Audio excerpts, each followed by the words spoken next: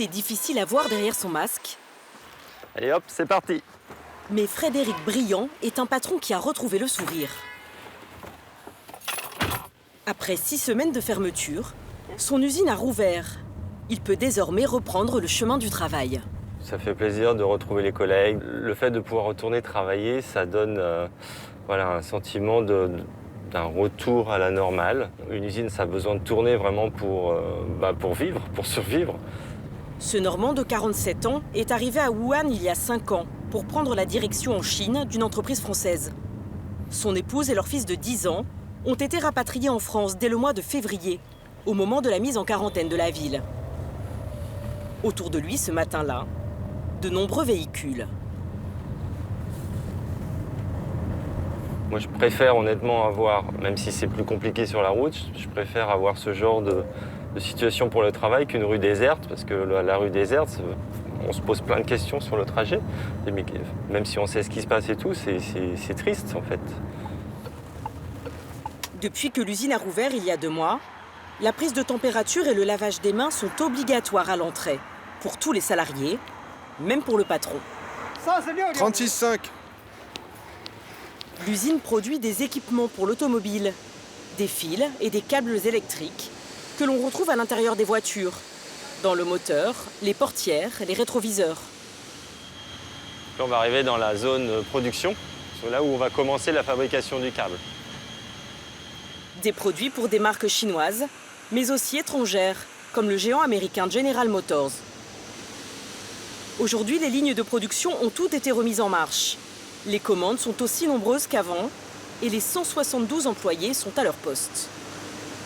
Mais depuis 2 ans en Chine, l'industrie automobile va mal. Les ventes sont en baisse. Cette crise aurait donc pu porter un coup d'arrêt à l'entreprise. Alors le retour au travail était très attendu par les salariés. Dans le pays, pas de chômage partiel.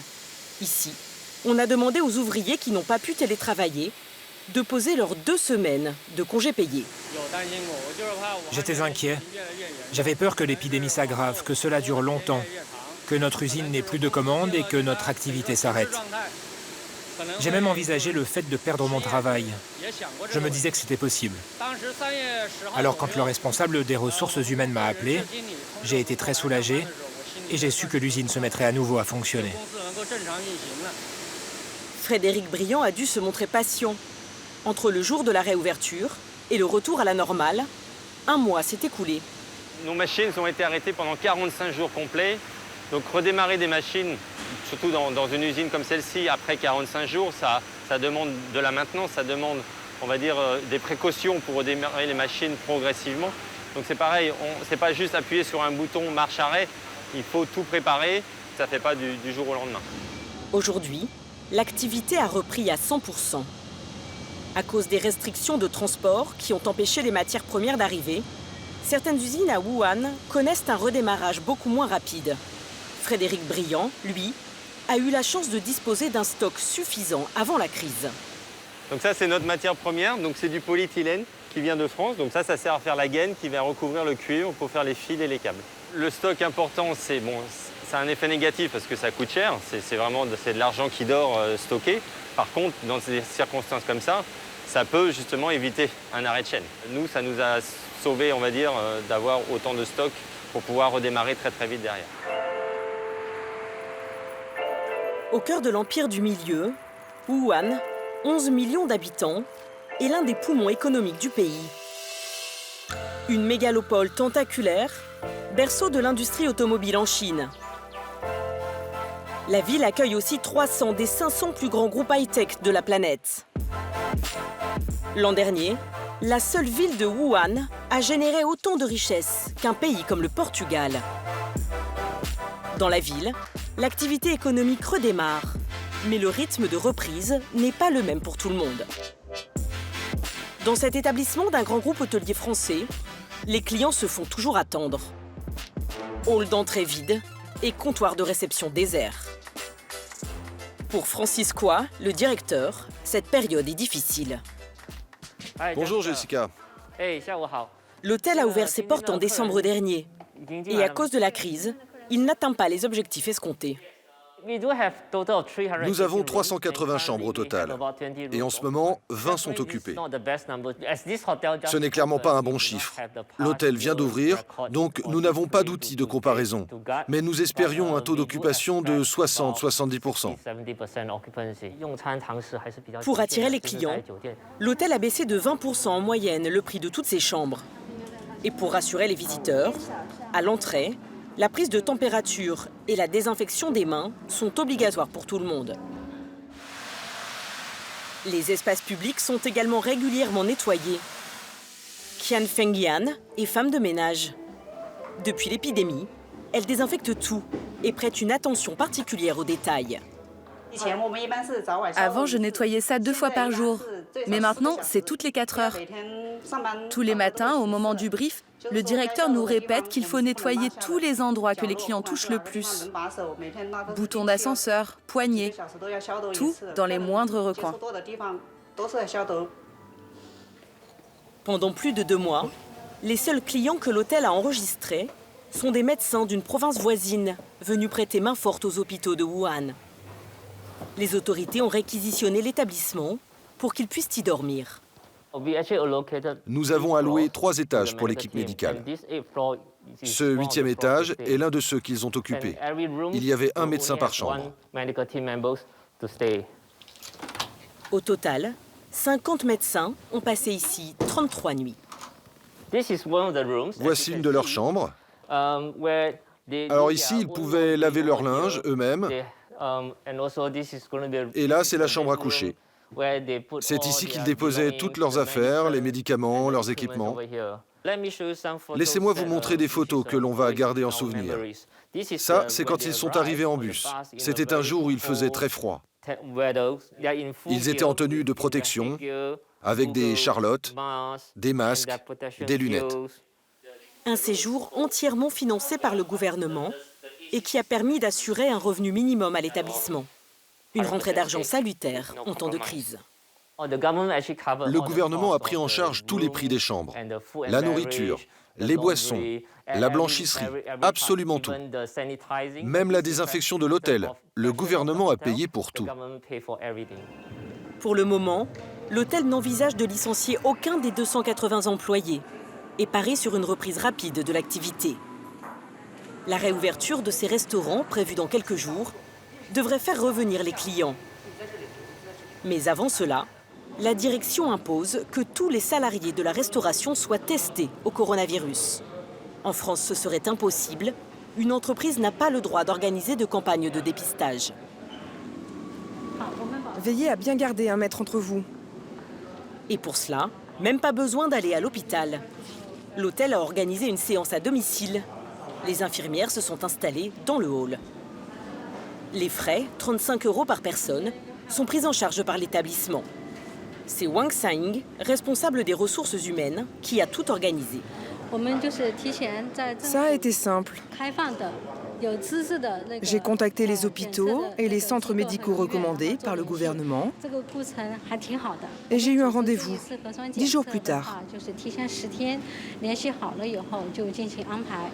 Parmi ceux qui font le test ce jour-là, Xiao Tseng, 29 ans. Asseyez-vous. Pour chaque employé, un test sérologique et un test diagnostique, le fameux PCR. Dites A. Ça me rassure de faire ce test. Ça garantit ma sécurité. Tous les membres de ma famille se sont déjà fait tester. Du coup, je pense que c'est rassurant pour eux, mais aussi pour mes amis et mes collègues. Dans un pays qui a fait de la surveillance de sa population une priorité, les employeurs de Wuhan peuvent désormais exiger de leurs salariés qu'ils soient testés, à condition de prendre en charge les frais. C'est le cas dans cette entreprise française, qui produit des fibres optiques. Elle a dépensé 1 200 € pour tester ses 25 employés et a mis en place de nombreuses mesures pour éviter la propagation du virus. Avec l'épidémie, nous avons décidé de laisser toutes nos portes ouvertes, tout le temps. Cela nous permet d'aérer l'usine, mais aussi de ne pas toucher cette serrure à empreinte digitale. On évite ainsi les contacts. Suivez-moi. Regardez, les fenêtres aussi, on les laisse ouvertes toute la journée pour que l'air puisse circuler. 3 fois par jour, matin, midi et soir, les employés doivent également se faire prendre la température et changer de masque. Le site est régulièrement désinfecté. Quand je viens travailler ici, je ne suis vraiment pas inquiète. Les règles sanitaires sont très strictes dans l'atelier. Moi, je me fais plutôt du souci quand je sors. Je me demande si dehors, c'est aussi propre qu'ici. À sa réouverture, l'entreprise s'est aussi appuyée sur les nouvelles technologies pour s'assurer de la bonne santé de ses salariés. Des applications sur téléphone portable analysent les déplacements de l'utilisateur et détectent s'il a été en contact avec une personne malade ou a voyagé dans une zone à risque. Elle délivre un code QR en fonction. Ça, c'est mon code de santé. Le jour où j'ai repris le travail, j'ai dû le montrer au gérant de l'usine. Il fallait qu'il soit vert pour travailler. Si le code avait été rouge ou jaune, je n'aurais pas eu le droit de me déplacer.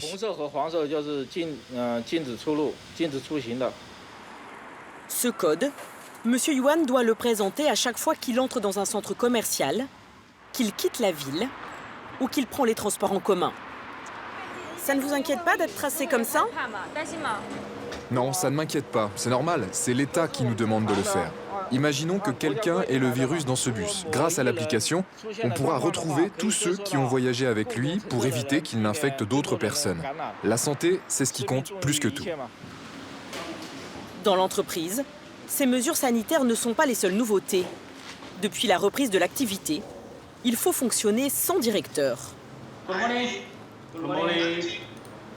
Ludovic Robert est à la tête de l'entreprise depuis qu'il en a racheté toutes les parts en 2009. L'an dernier, elle a enregistré son meilleur chiffre d'affaires, 30 millions d'euros. Au tout début de l'épidémie, le directeur a quitté Wuhan pour rejoindre son site près de Lyon. À présent, c'est depuis la vallée du Rhône qu'il pilote les ventes dans le monde entier.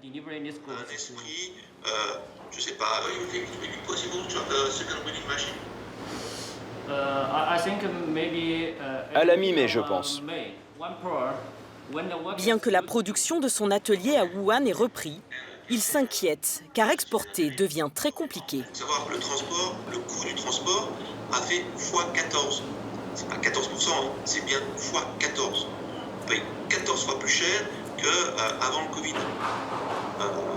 Donc les coûts sont disproportionnés. Mais parce qu'on a beaucoup moins de transport aérien. Pour Ludovic Robert, les mois qui s'annoncent vont être difficiles. Moi, je suis le seul actionnaire, donc j'ai fait le choix d'avoir une rentabilité qui, à mon avis, si je suis à l'équilibre, je serai content. À Wuhan, tous les secteurs de l'économie subissent la crise. Les petits commerces notamment sont à la peine, car les clients se font toujours attendre. Un mois après la fin de la quarantaine, certains n'ont toujours pas relevé le rideau. Tofu, porc au chou, côtelettes, crevettes, venez. Venez voir ce qu'on a. Les bars et les restaurants ont pour la plupart rouvert, mais ils ne peuvent servir de la nourriture qu'à emporter ou en terrasse. Quentin Bontemps tient l'un des bars les plus fréquentés de Wuhan. Il a dû rester fermé 3 mois. Aujourd'hui, 3 semaines après sa réouverture, les clients commencent à revenir. Mais son chiffre d'affaires a chuté de 32% par rapport à la même époque l'année dernière. Ça fait plaisir de revoir la vie reprendre petit à petit, d'avoir du monde même l'après-midi, parce que c'est vrai que nous, on marche surtout le soir. Donc c'est vrai que là, on voit qu'il y a de plus en plus de business. Pour avoir le droit de servir, les règles sont strictes. Aucun client à l'intérieur et peu de tables à l'extérieur. Donc en temps normal, à l'extérieur, on a 10 tables. Mais par mesure de sécurité et parce qu'on est obligé par le gouvernement, on est limité là à 6 tables sur la terrasse pour garder des distances convenables de sécurité. Donc au moins 1,50 m à 2 m entre les tables. Pendant la crise, Quentin Bontemps a continué à assurer le salaire de ses 14 employés à hauteur de 60%. C'était sa priorité. Mais lui ne se verse aucun revenu depuis janvier.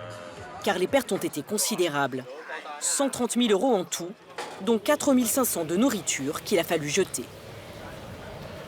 Voilà, la cuisine, tout a été nettoyé. Des magrets de canard importés de France, des côtes de bœuf, des sauces, tout un stock qu'il n'a pas eu le temps d'écouler et qui est devenu périmé. Et ça fait mal au cœur de voir ce gâchis, ces dégâts, ces pertes, mais on relativise. Hein, on sait que malheureusement, il y a beaucoup de gens qui vont être dans notre cas, et voire bien pire que nous. Donc voilà, on essaye de rester optimiste, et puis on va repartir dès que possible. Quentin n'est pas le seul Français à Wuhan, confronté à une reprise poussive de l'activité. Hello ma poule. Bien et toi? Ah ouais, écoute, ça va. Très bien. Frédéric Simon tient un petit salon de thé depuis 3 ans. En ce moment, il ne sert qu'une dizaine de clients chaque jour. À la même époque l'année dernière, c'était 5 fois plus. Je dois avouer que j'ai beaucoup de mal à dormir et le reste de la journée, je suis assez stressé. J'essaye de voir ce qu'on pourrait adapter face à cette situation. Sur les 3 salariés qu'il employait ici, aucun n'a voulu revenir par crainte du virus. Alors, il a fallu former à la hâte Piao Wanwan. Vous n'avez pas peur de venir travailler ici ? Non, je n'ai pas peur. La situation à Wuhan s'améliore et il faut reprendre confiance. Bien se laver les mains et se protéger. Juste à côté, dans la rue, Frédéric tient aussi une boutique de vêtements. Il vend des marques françaises, mais aussi ses propres créations. Voilà, par exemple, une des pièces que j'ai dessinées, une petite veste assez simple en mousseline de soie et les sequins dorés et noirs. Sa boutique est restée fermée pendant plus de 2 mois. Il n'a rien vendu et n'a pas pu lancer sa collection été. Ça, c'est collection automne. Toute cette partie-là, c'est de l'automne aussi. Pour continuer à payer loyer et salaire, il a dû puiser dans sa trésorerie. Aujourd'hui, il ne lui reste plus rien. Il a besoin de liquidités. Pour écouler son stock, il va proposer de gros soldes à sa clientèle. Certains produits vont être bradés à plus de 70%. Certains peut-être à 80%, parce qu'on a besoin de cash. Alors, on a besoin de pouvoir réinvestir dans les nouvelles collections, de payer les loyers et de ce genre de choses. Donc il y a des produits qui vont partir à 80% de discount. C'est énorme, c'est énorme. Ça fait un peu mal au cœur, mais on n'a pas d'autre solution. Frédéric Simon mise aussi sur la vente en ligne, très développée en Chine. Avant l'épidémie, cela ne représentait que 5% de son chiffre d'affaires, contre 30% aujourd'hui. Bonjour à tous, aujourd'hui je vais vous présenter plusieurs vêtements. Je commence par cette jupe en cuir. C'est son épouse, Wang Wei, qui supervise les séances. Professeure de piano, elle ne peut plus travailler car le gouvernement n'a toujours pas réautorisé les cours particuliers. Bien sûr que nous avons des pensées négatives, mais il ne faut pas les laisser nous envahir. Nous devons nous montrer courageux et confiants. Loin des vieux quartiers de Wuhan, dans la zone industrielle, Frédéric Briand aussi se veut confiant pour l'avenir. Ce matin-là, il anime une réunion pour présenter les prévisions de l'entreprise pour l'année 2020. So I have done some analysis of the market with our marketing engineer. Une étude qu'il a modélisée sur ce tableau et qui montre que l'activité devrait rapidement redémarrer. Alors qu'au premier trimestre, l'activité a chuté de 16% par rapport à 2019, il pense dépasser dès le mois d'août le chiffre d'affaires enregistré à la même époque l'été dernier. So as you can see here, so this was the end of last year, and you can see the period of the COVID-19 with a big loss in the turnover. February was very bad, start to go up again in March, and in quarter 2, we can see the start of the recovery to have a better turnover, to reach a better turnover at the end of the year. Maintenant qu'il sait la crise derrière lui, Frédéric Briand peut tirer un premier bilan. Son entreprise a évité la catastrophe. En prenant du recul, je me dis que ça aurait pu être pire. On a vraiment fait tout ce qu'on a pu pour limiter les dégâts Et au final, je pense qu'on a réussi, et même j'en ai parlé avec les équipes, on est relativement fiers justement d'être sortis de cette crise après avoir vécu tout ça, quoi. Et dans une situation qui aurait pu être beaucoup plus grave. Plus d'un mois après le déconfinement à Wuhan, de nouveaux cas de coronavirus viennent d'être détectés. La ville n'en avait pas recensé depuis 35 jours. Les autorités prévoient de tester toute la population d'ici jeudi prochain. Une mesure radicale pour limiter les risques de rechute. La Banque mondiale redoute une croissance nulle de la Chine pour 2020, bien loin des 6% de l'année dernière.